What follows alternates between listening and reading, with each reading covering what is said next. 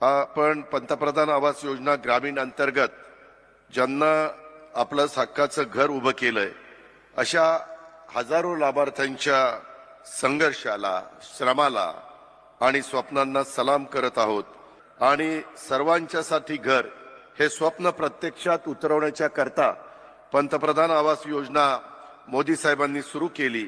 या म्हणजे त्या दिशेने टाकलेलं हे एक महत्त्वाचं पाऊल आहे। त्यामुळे हे ग्रामीण गृहनिर्माण अभियान कुठल्याही परिस्थितीत यशस्वी झालंच पाहिजे अशा प्रकारचा आपला सगळ्यांचा प्रयत्न असा भरीव प्रमाणावर निधी उपलब्ध करून देण्यात आलेला आहे आणि इथून पुढे महाआवास अभियान ग्रामीण अंतर्गत राज्यात प्रधानमंत्री आवास योजना ग्रामीण, रमाई आवास योजना, शबरी आवास योजना, पारधी आवास योजना, आदिम विकास योजना, यशवंतराव चव्हाण मुक्त वसाहत योजना, अटल बांधकाम कामगार आवास योजना, पुण्यश्लोक अहिल्यादेवी होळकर आवास योजना, मोदी आवास योजना यासारख्या ग्रामीण गृहनिर्माण योजनांच्यासाठी निधीची कमतरता भासू दिली जाणार नाही अशा प्रकारची खात्री देखील मी आपल्या सगळ्यांना देतो।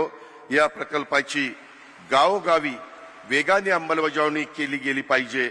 या अभियानात ग्रामीण गृहनिर्माण क्षेत्राचं कामकाज गतिमान होऊन अनेकांचं घराचं स्वप्न हे साकार झालेलं आहे। ग्रामीण आवास योजनांना गती यावी यासाठी हे अभियान खऱ्या अर्थाने राबवलं जात आहे आणि आज हा पुरस्कार सोहळा म्हणजे या अभियानाला मिळालेलं ह्या महाराष्ट्रातले एक मोठं यश आहे।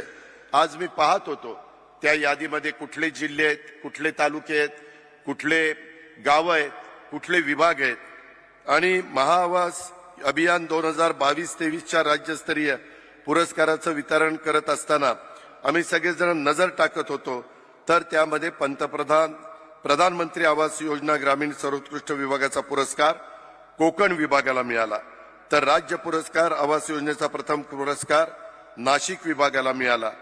ते सर्वोत्कृष्ट जिल्ह्याचा पहिला पुरस्कार नाशिक विभागातल्या अहिल्यानगर जिल्ह्याला, तर सर्वोत्कृष्ट तालुक्याचा पहिला पुरस्कार माझ्या अहिल्यानगर जिल्ह्यातील पाथर्डी तालुक्याला आणि सर्वोत्कृष्ट गृह संकुलाचा पुरस्कार अहिल्यानगर जिल्ह्यातल्या वांगदरी गावचा माझ्या श्रीगोंदा तालुक्याला मिळालेला आहे।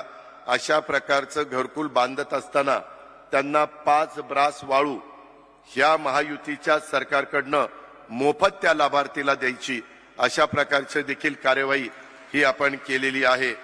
जे काही महायुतीच्या सरकारच्या पाठीशी तुम्ही खूप मोठी ताकद या मागच्या निवडणुकीमध्ये झालेल्या उभी केलेली आहे आणि त्याच्यामुळे आमचाही माझा कष्टकरी शेतकरी असेल, बळीराजा असेल, आमचा सर्वसामान्य माणूस असेल, तो कुठल्याही जातीचा, पंथाचा, धर्माचा असला तरी गरीब असेल तर त्याला त्याचा हक्क मिळाला पाहिजे, त्याला त्याचा लाभ मिळाला पाहिजे आणि म्हणून आम्ही सगळेजण प्रयत्न करतोय। मला ग्रामविकास विभागाच्या कामाची नोंद खऱ्या अर्थाने इतिहासामध्ये होईल अशा प्रकारची आहे।